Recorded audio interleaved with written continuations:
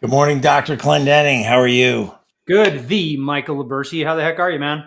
Man, I'm kicking ass and taking names, dude. I'm excited for today's show and got a lot to cover. But before we get into that, why don't we talk about our show sponsor?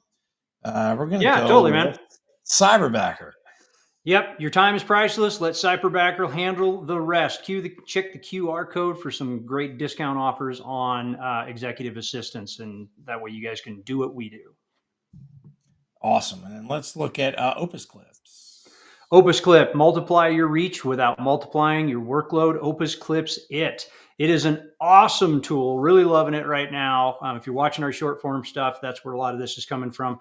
The only thing I want to say about our sponsors, they're not sponsors for fun. These are tools we use, and these are the ones that we know work, and that's what we want to promote to you. So check on the QR codes. Make sure you get those great discount codes. All right. So let's dive in, dude. Hey, man. Um, I know you've been a busy guy, right? And you've been moving around a lot. It's a lot happening, man. And, at the time of this recording, we're what is it, like the 9/11 anniversary here. Major political figure shot in the media.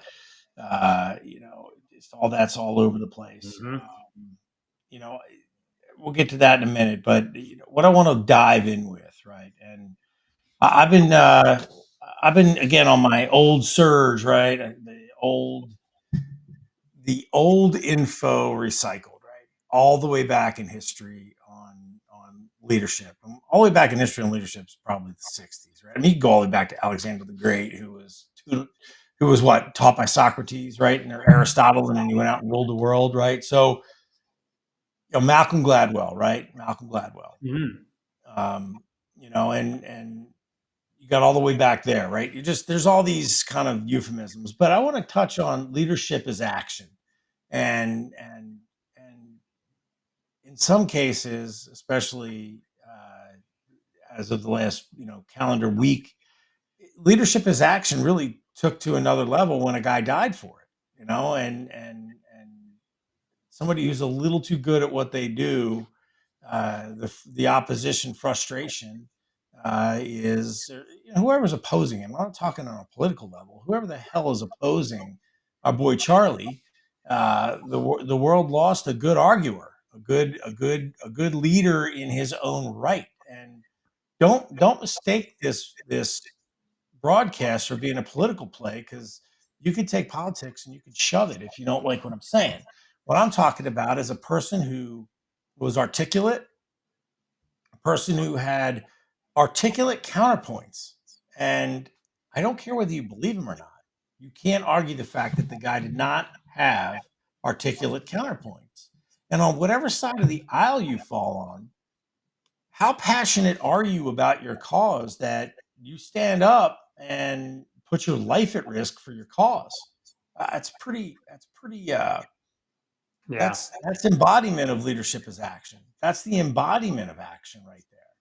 And it's a little bit sort of scary if you think about it, right? Like, it's cool, like in the privacy of wherever you're listening to this broadcast and us here, broadcasting. And when things are on the web, it's different. But when you're in real life and you're standing on a stage and then your life is no more because you're out there representing your cause, whatever your cause may be, and it's tough. So, leadership and action.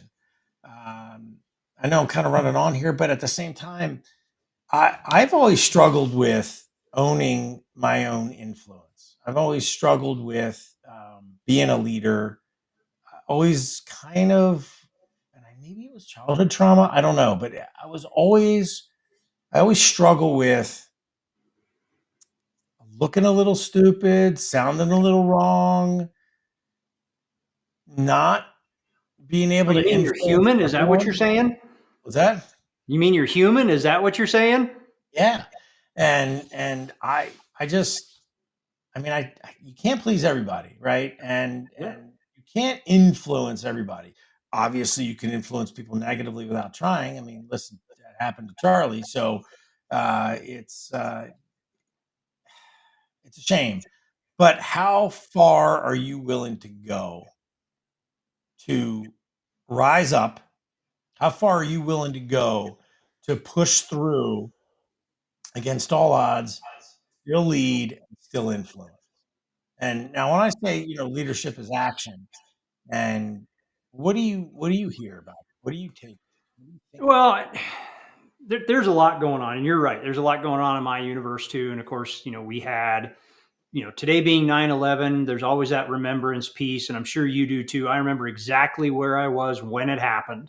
Yep. Right. I know what the temperature was, all the things. Like I vividly remember it. And whether I try to remember it or not, it shows up today. Like the minute I get up, I open up my calendar, September 11th, the memories cue back, right? I remember exactly what happened there. So it's a little somber in that today. And dealing with Charlie Kirk's passing, I knew him. He was not a friend, but I knew who he was.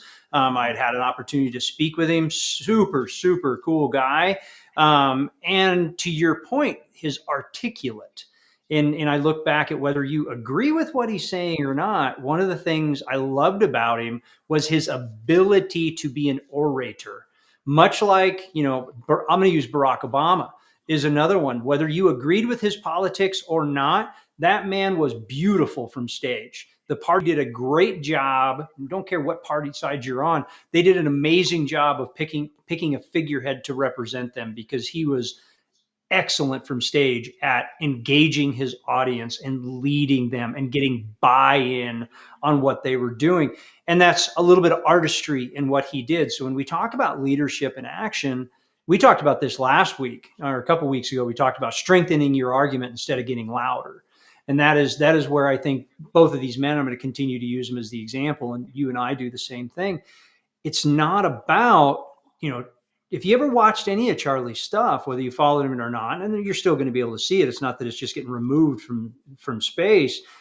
It was never an argument. It was always questions to understand where the other person's point of view was coming from and then display an opinion, whether they accepted it or not. It was a model of communication that he mastered through practice. And that's how he was demonstrating his leadership in action. Barack Obama did the same thing. Now, he had a staff of writers that helped him do that, and that's true, but his delivery was all his. It was all his own of how he did it. And he inspired people, not commanded them. And I'm dealing with a similar situation with a company that I coach, business that I coach, that has an HR issue. That their understanding of leadership is commandment. It's not even management, man. It is you do what I say or it's insubordination. It's beyond military control in a healthcare space. And it's created a very toxic environment. So that's not leadership. That's not inspiring. That's not impacting. So when we talked about this in our book, and I talked about it in my first book, and we talk about it from stage all the time, is what's the difference between leadership and management? How are you defining that? So I'll ask you that question. How do you separate the two? Because leadership and action is one thing, and dictatorship and management is another. And yet some people don't see it. So how do you separate them? Well, there's four different layers of leadership, and there's like positional leadership, and then there's what you've done. People follow you for what you've done. There's title leadership, where that's positional leadership. If management is basically you're at a role that is predetermined, and people are supposed to follow you. That's management. Mm-hmm. Leadership is the direction of the ship, because you're going there and you're bringing everyone with you, and Everybody's there's following a just cause. just cause, but what you represent. Yeah, okay, what you've done, your track record, but anybody can come back. Like if you look at my early career, I made a million mistakes, a million financial mistakes, a million business mistakes. you know, I'm not looking for anybody to, I don't want to manage anybody. I'm not looking for anybody to follow me. What I'm looking for and what you're looking for is people to join us on this journey. We may lead a cause, we may lead total disruption, we may call it like it is, and we may say what it is without being completely using shock and awe terminology. But we talk about the real truth that real people are fighting with every single day. And if you actually listen to what we talk about, they're real world examples every single second. And the majority of them are the struggles that you and I have made. So, to your point, you have to build as a leader other people to be either along your mission or inspire them to go off on their own mission. I mean, that is your top tier, that is your level 5 leader. And it takes a while to understand that. But to be an orator and to communicate that allows people the mental buy-in to follow you, or in this case, oppose you, and create a well orchestrated plan to stop you from leading, or a well orchestrated plan to support you and push you up. And that I think gets lost in the mix when people hear different rhetoric and different words and emotions come into play. And you have to look at it from every perspective, right? No one methodology is the correct methodology. And True. it's just not. And there's a methodology for a time and a methodology for a place. Now I can see in a harsh environment, let's say we'll use your example. If somebody entered into a company and the company you're coaching is in complete disarray and it's going downhill, and it's kind of like, okay, either get on board or get out. There is no ifs, ands, or buts at this moment. I don't have the latitude right now to lead by committee. I need you to do this, this, and this, and this, and this, because this is what's happening. It's kind of like a ship sinking. Either you follow my plan or you can jump off, because I've got to save the ship, or we as a team have to save the ship. But I need discipline, I need adherence, and I need autonomy on this one. So I guess it's relative to what's going on. It doesn't sound like the company that you brought up is in that situation. So therefore, it is a toxic environment. And I guess it's the 80-20 rule, right? So if you can't empower people to do 80% of what you're doing, then you're not doing it right. And if you can't empower people to say, hey, can you do this 80% of what I can do or better? You know, Hmm. I don't know. And You're and using the and right word though. You're using the word empower in uh-huh. order to get the buy-in. And I think that's the piece so much of where management gets lost, right? They lead by command Right. before they have buy-in. Like I think myself, I think that's where you got to start. I think you got to start with trust. I think, and we know that we kind of built a system around it. You've got to start with trust. You've got to get the buy-in, and then you have permission to say, all right, the ship is sinking, but we're following my plan. I don't think you get to start there with directive. No, but I think it depends on the level of emergency. Yeah, you do. And then whoever sticks around and gets it, then you empower them. Right. Right. So So okay, so here's an example. Let's play this out a little bit more. And you probably know the answer to this. I'm pretty sure you do. Let's say but you're yeah, going to get on stage, which we know you're getting on stage at an event next week. Um, you've got what, 15 minutes that you're going to spend speaking from and stage. You got 10 minutes from stage. How long do you have from a speaking perspective? Let's just play this out, because I think this is true in real life and I think this is true in business. From stage, how long do you have to capture your audience's attention such that they will hear your message? How two long do you tenths think? of a second. Almost instantly. Okay. So you as a leader, and I think this is a great example actually. You as a leader know that that is true. So you don't get on stage and say, all right, damn it, you guys are all going to listen to me. That's how it's going to be. Because if you did that, what would happen? Nobody's See, listening. Everybody's going to go, you're a dork, right? But you get on and immediately shift into leadership and inspire. And you can do it in 0.3 of a second. I know you can do it in under a minute. I've watched it. I've been in the room when you've done it. So I think the same is true. I think this is a great analogy, in my opinion, and I'm going to use it. I think this is a great analogy for how you get buy-in. It's not buy-in over years. As a leader, real leaders, I think can get buy-in right away. I think that's where Charlie Kirk was amazing at it. I think that's where Barack Obama was great at it. You look at that JFK was great at it. And I've done some of the same stuff, under Mike's influences. I've gone back and listened to some of the older presidential addresses and listened to some of these because these guys knew how to deliver this was, and even way back, back to Theodore Roosevelt, and Teddy's probably he is my favorite president, no question. You listen to some of his addresses, and man, he captured you immediately in his addresses in such a way that you were inspired to listen to the rest of it, to at least hear him out, be clear on what he had to say. And they're like like him or hate him, our current, doesn't matter, don't care, we're not talking about that. He's not the orator that those guys were. He's a business guy, it's fine. But he's not that orator. He's not inspiring. I don't necessarily look at currently that he's leading me. There's those people that are absolutely happy to do so. It doesn't do it for me. But to Mike's point, there's two sides. Not each one is right.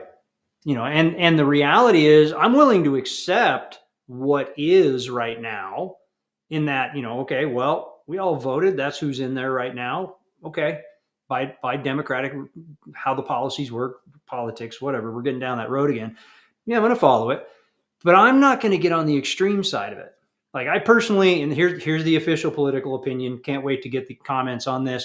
I think the two-party system is absolute bull. I hate the two-party system because I believe it creates separatism. I believe it creates extremists. And I could easily prove that through yesterday's events with Charlie Kirk. We have an extremist that chose to do something really, really wrong. I mean, in all human morality concepts, that's just plain and simple, whatever my opinions are. But I really feel, and when we get this separatism, that's what creates this hatred. And this, that's the toxic relationship. The same is true in small businesses. The same is true as in your company. Same is true in your family, right?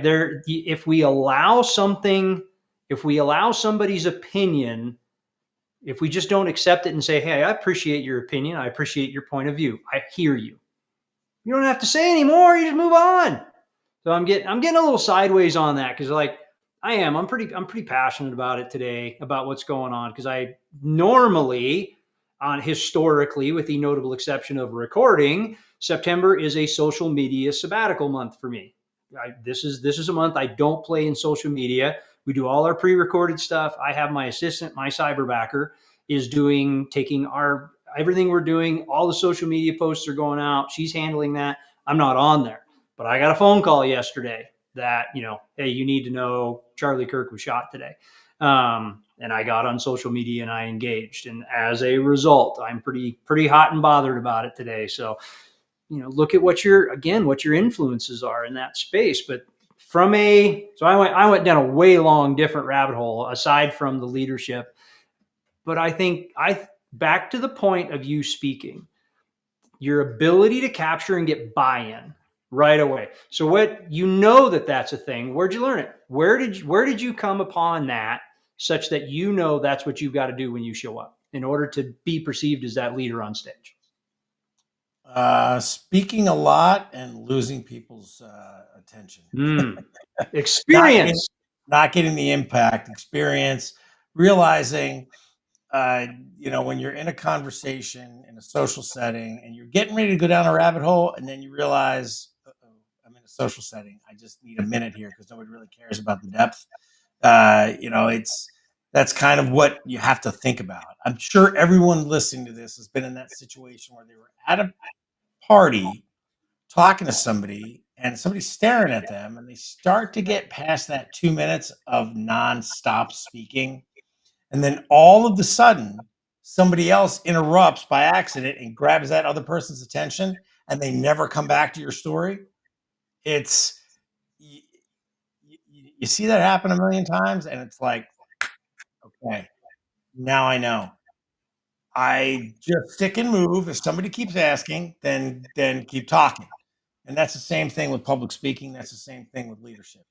Yeah. So you mentioned stories. So I'm to date myself badly here, but Tyrion Lannister, Game of Thrones, my favorite character in Game of Thrones, hands down. Loved him in that role. Thought he was brilliant.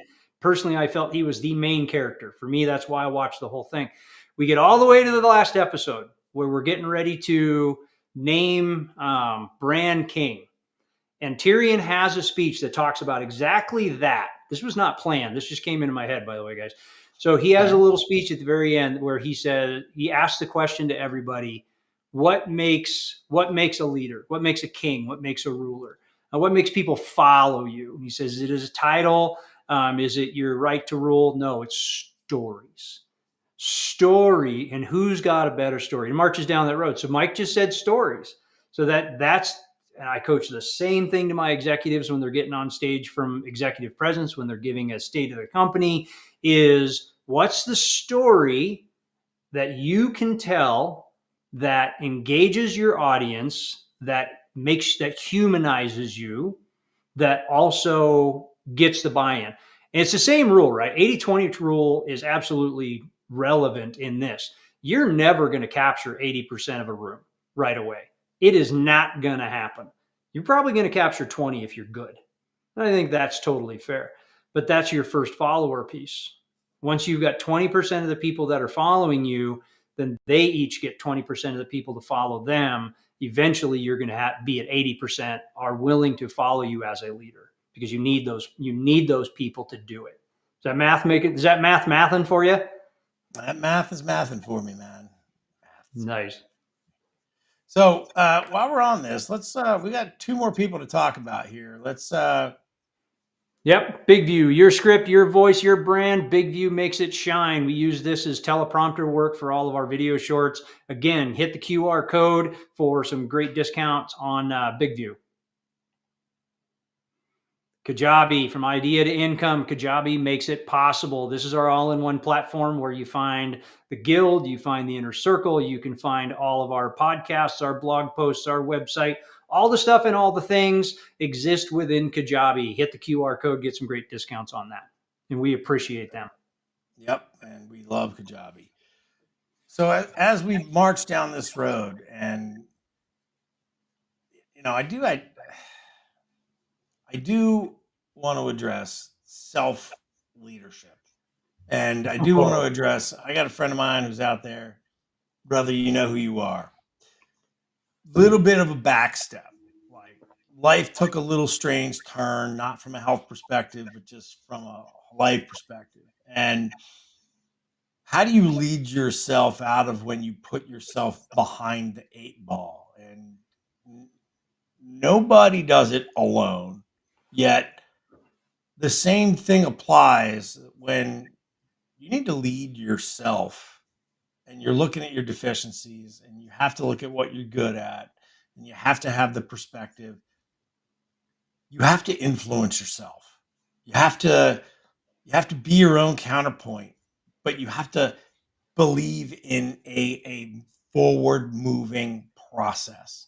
And I find that if you need to lead yourself, it just goes back to basics, right? When you're coming down to deciding what you're going to do each and every day, sometimes it's just an internal emotional conversation. It has nothing to do with anything else. You might not have to have one of these storybook kick-ass days.